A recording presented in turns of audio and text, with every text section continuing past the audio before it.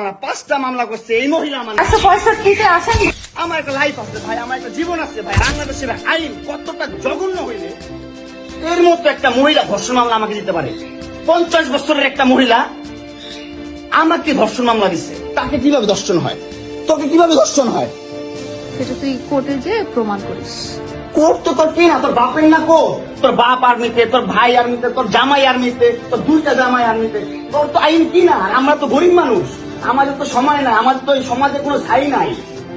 আমরা তো সমাজের ময়লা আবর্জনা, আমরা এই সমাজে।